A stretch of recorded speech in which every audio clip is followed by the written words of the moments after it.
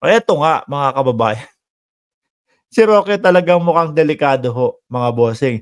Biruin mo, yung palang mismong direkta niyang sinasabi na ibinenta o nawala na yung West Philippine Sea dahil daw po kay Senator, Antonio Trillanes, kumbaga yung itinuturo niya si Enrile, mga bossing. Tapos si Enrile wala naman din palang alam. Hindi pala alam na alam. At kung paano sinabi ni dating senador, 'di ba? Oh, si Enrile, mga kababayan, nagtanong siya, "Paano nawala? Bakit nawala?" Kaya lang pagdating na ho dito, mga boss, chief, amo, sir, kay Roque, rektahan niya ng sinasabi. So, nakita niyo po yung pagkakaiba? Kay Enrile, nagtatanong, kay Roque, rektahan, mga kababayan. So, malamang sa alamang, alam niyo naman po ang cyber libel. Ang libelo po sa Pilipinas hindi ho kagaya ng ano, mga bossing, hindi ho kagaya ng sa Estados Unidos.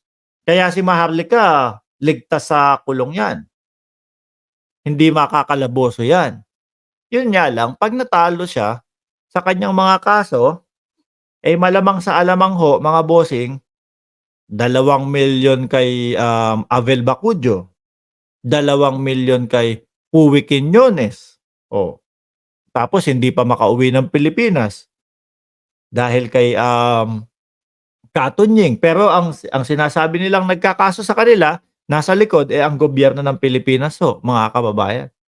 Yoon, walang kulong dun, pero bayad ng danyos napakalaki. Dito naman kay Roque, dahil ho diyan sa Pilipinas nangyari, mga kababayan, kapag napatunayan na talagang, libel, ano po, which is nakikita natin mukhang lamang na lamang at dehadong-dehado, lamang na lamang at yamadong-yamado si dating Senador Trillanes dito sa sitwasyon nila, mga kababayan. Sabi niya, criticism lang naman yun, kritisismo lang naman yun, 'di ba? Hindi naman talaga, pagbibintang yun. Malalaman natin 'yan, 'di ba? Kitang-kita naman po. Balikan niyo yung spokes hour niya, mga kababayan.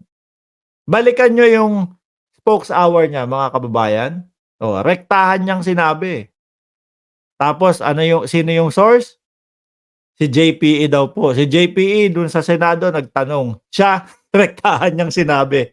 So, posible etong si Roque, papasok din sa oblo ito, mga kababayan. Hindi man, ano po, pang-international si Roque, ay naku, pang-bilibid naman ho ito, mga bossing, 'di ba? Sa bilibid, ayan, ma-e-enjoy nito 'yan, matututong dumampot ng sabon, 'di ho ba? Dadampot ng sabon.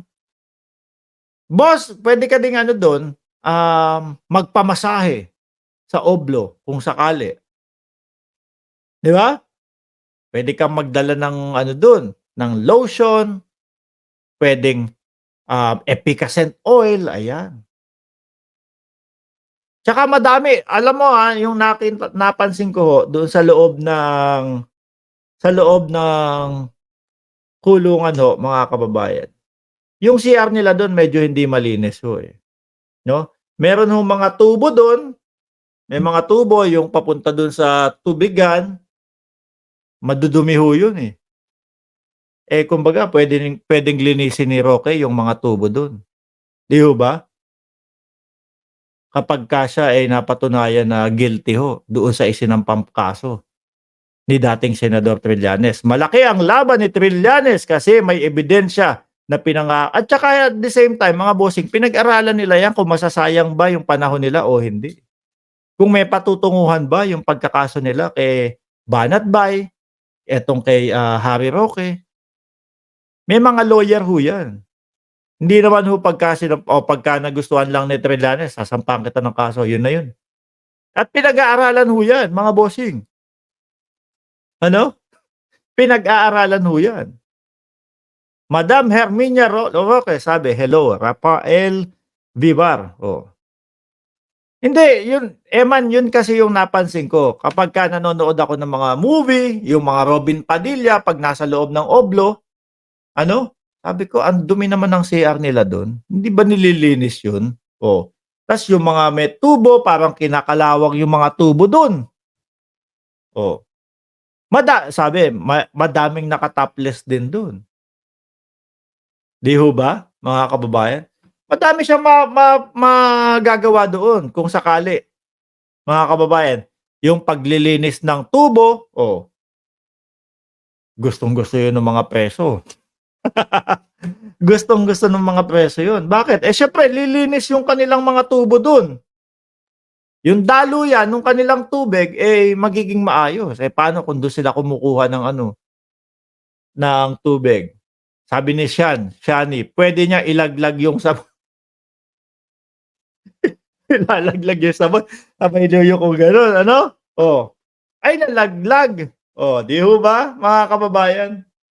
Nakikini-kinita ko na, mukhang magiging masaya ho yata si, spokes Harry Roque dun ano? Ano ba gusto ni Harry Roque mga kababayan? Ano po gusto niyo sir? Ano po ang gusto ninyo sir? Ulitin ko lang po. Oh, So maya-maya tignan natin kung mapapatopless natin si Ronnie Liang. Okay, ako magta-topless ako. malamang ho dun mga kababayan, eh, maligayang-maligaya si Harry Roque. Sa loob dun, ang daming naka-topless, mainit dun, eh. Ano po, tsaka ano, tabi-tabi yung ano, tabi-tabi silang mga matulog dun, naku, ang saya siguro dun. Gusto ni Roque malalaking tubo. Hindi nga ho, mga kababayan, sa lababo ninyo, diyan sa bahay ninyo, may mga tubo diyan, 'di ba? Eh, what more pa kaya doon sa oblo? Do'n sa oblo, oh, job. Ako'y magpapaalam na ho, maraming salamat sa inyo, eh, kung ano-ano na sinasabi natin dito. Baka marinig tayo ni Spokes Harry Roque, mga kababayan, biglang sabihin, "Ay, sumuko na lang kaya ako agad?" Ano, isuko ko na kaya ang bataan? Isa pa, oh, "Boss, ano po ang gusto ninyo?" So maya-maya tignan natin kung mapapatopless natin si Ronnie Liang. Okay, ako magta-topless ako. Toplesan talaga ang gusto mga kababayan, eh, no? Anyway, mga boss, Chief Amo, sir, maraming salamat po. 1,301 viewers. Ay, saglit lang. May naalala ko, sorry. Ito pala, ito. May naalala ko, eh. Magagalit sa akin 'tong mga ito kapagka hindi ko ano. Oh, puwede niyo pong panoorin mga kababayan, yung mga hearing po sa Senado, mga hearing po sa Kongreso dito sa channel na ito, El Pilipinas, ayan. Meron po sila ngayong 57 subscribers, eh, pakipuntahan lang po at pakidagdagan yung kanilang subscriber. Ayan, El Pilipinas, mga usaping political po, mga usaping, hearing kung saan-saan po, Senado at Kongreso, sabi ni Christoph, bayot na. Si Roque ba yan? Anyway, paalam po, hanggang sa muli and God bless po sa ating lahat.